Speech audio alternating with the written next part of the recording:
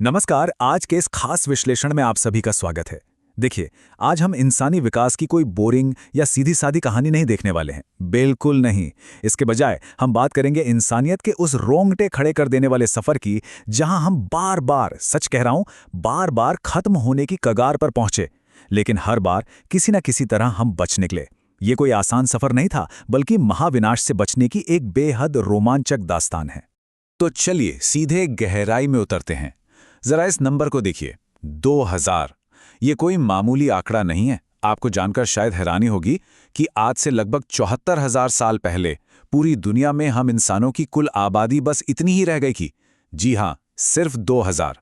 पूरी की पूरी मानवता उस वक्त पूरी तरह से मिटने की कगार पर खड़ी थी। अब जरा इस टाइमलाइन पर नजर डालिए। ये हमारे इतिहास के उन विशाल कालखंडों को दिखाती है जहां हर एक बिंदु एक ऐसे प्रलयंकारी ग्लिच या कह लें कि महाविनाश का प्रतीक है जिसने इस धरती पर जीवन को खुद को बदलने पर मजबूर कर दिया। चाहे वो 2.4 अरब साल पहले ऑक्सीजन का आना हो या फिर 74,000 साल पहले का वो भयंकर ज्वालामुखी विस्फोट, प्रकृति ने हर बार हमारा एक बहुत ही कठिन इम्तिहान लिया है। तो अध्याय 1, पहला वैश्विक महाविनाश। ये सुनकर शायद आपको थोड़ा अजीब लगे, लेकिन जिस ऑक्सीजन के बिना आज हम एक पल भी जिंदा नहीं रह सकते, 2.4 अरब साल पहले वही इस धरती का सबसे बड़ा जहर थी। हुआ ये था कि समंदर में मौजूद साइनोबैक्टीरिया नाम के कुछ सूक्ष्म जीवों ने अचानक बहुत सारी ऑक्सीजन छोड़ना शुरू कर दिया, और इसका असर इसने पृथ्वी को गर्म रखने वाली मीथेन की पूरी ढाल को ही नष्ट कर दिया। नतीजा ये हुआ कि हमारी पृथ्वी अंतरिक्ष में तैरते हुए -50 डिग्री के एक विशाल जमे हुए बेजान बर्फ के गोले में बदल गई। अब ये नज़ारा कुछ ऐसा था कि सतह पर तो 1 किलोमीटर मोटी बर्फ की चादर बिछी थी और मौत का सन्नाटा था, लेकिन समंदर की गहराई में कुछ और ही चल रहा था। वहां पानी के नीचे उबलते हुए ज्वालामुखियों की भीषण गर्मी और भयानक दबाव के बीच हमारे सूक्ष्म पूर्वजों ने बिना किसी सूरज की रोशनी के पनपना सीख लिया था। कमाल की बात है ना?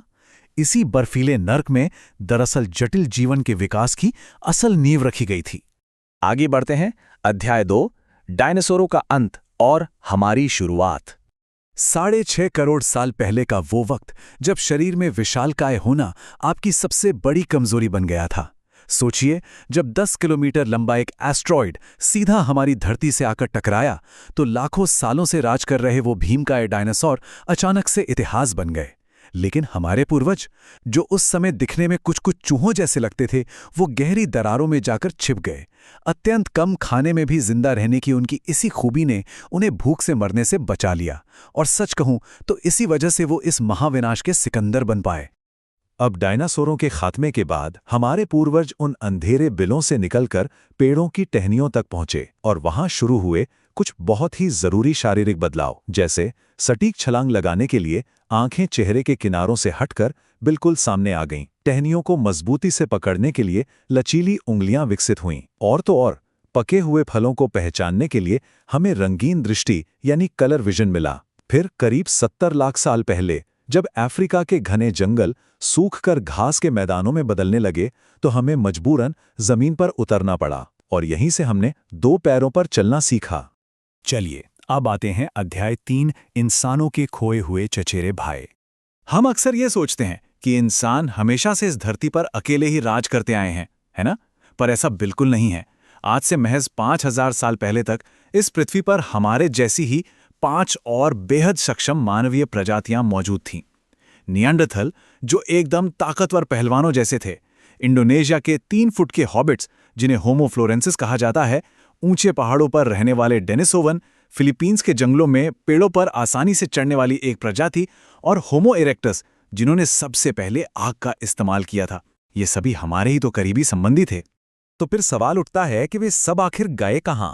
देखिए, शोध हमें बताते हैं कि हम कोई शुद्ध नस्ल नहीं है, बल्कि हम एक तरह की हाइब्रिड मशीन है। आज भी हम आधुनिक इंसानों के शरीर में 2 से 4% तक निएंडरथल और डेनिसोवन का घोस्ट डीएनए मौजूद है। इसका एक बहुत ही दिलचस्प उदाहरण दूं, तिब्बत के लोगों को ऊंचाई पर बिना पर्याप्त ऑक्सीजन के भी सांस लेने की ताकत आज भी उसी छिपे हुए डीएनए से मिलती है। तो वे प्रजातियां पूरी तरह से खत्म नहीं हुई, उनका एक छोटा सा हिस्सा आज भी हमारे भीतर जिंदा है। अब पहुंचते हैं इस कहानी के सबसे अहम मोड़ पर, अध्याय 4, महान टोबा बॉटलनेक। मानव इतिहास का शायद सबसे बड़ा क्लाइमैक्स आज से 74,000 साल पहले आया। हुआ ये कि इंडोनेशिया का टोबा सुपर वोल्केनो फटा। और ये कोई आम विस्फोट नहीं था। आसमान इतनी राख से भर गया कि सूरज की रोशनी का धरती तक पहुंचना ही बंद हो गया। इसके चलते वैश्विक तापमान में अचानक 15 डिग्री की भारी गिरावट आ गई। जरा सोचिए, पूरी दुनिया अगले 10 सालों के लिए खून जमा देने वाली एक लंबी ज्वालामुखी सर्दियों में डूब गई थी। और इसी खौफनाक समय में इंसानी आबादी घटकर सिर्फ और सिर्फ 2000 रह गई थी।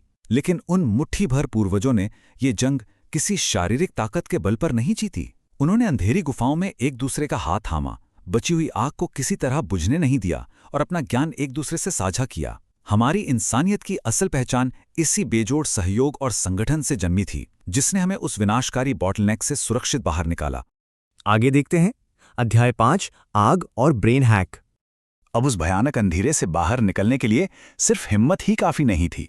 हमें एक असाधारण बायोलॉजिकल हैक की जरूरत थी, और वो हैक था आग।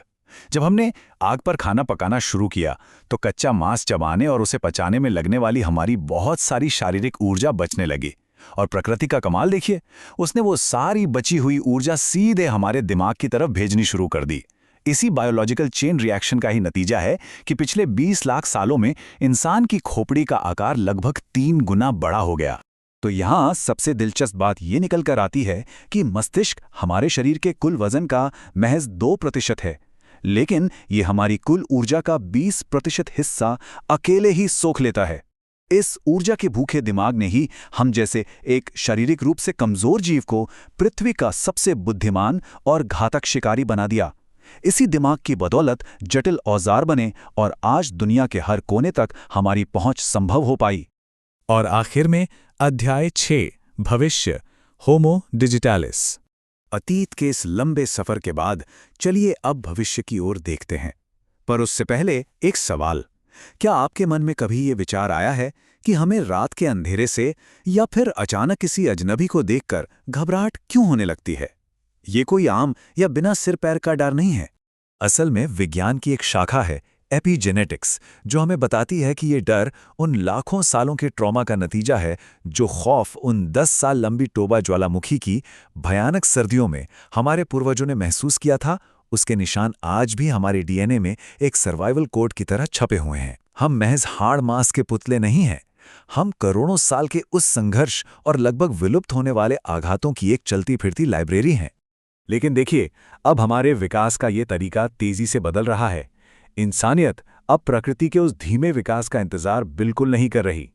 जीन एडिटिंग और आर्टिफिशियल इंटेलिजेंस यानी एआई जैसी तकनीकों की मदद से हमने अब जैविक चयन की जगह डिजिटल चयन की दुनिया में कदम रख दिया है। एक तरह से हमने खुद के विकास को खुद ही डिजाइन और कंट्रोल करना शुरू कर दिया है। तो क्या हमारी ये अगली विकास यात्रा हमें होमो डिजिटालिस बना देगी? एक ऐसी प्रजाति जो आधी मशीन और आधी जैविक होगी, और जिसके लिए शायद उम्र का बढ़ना या मृत्यु जैसी कोई चीज ही मायने ना रखे। खैर, जब भी आप खुले आसमान की ओर देखें तो ये हमेशा याद रखिएगा कि हम इस ब्रह्मांड के सबसे अद्भुत, सबसे सफल और कभी हार न मानने वाले ग्लिच हैं। इस विश्लेषण का हिस्सा बनने के लिए आपका बहुत बहुत धन्यवाद। बस ऐसे ही सीखते रहिए और आगे बढ़ते रहिए।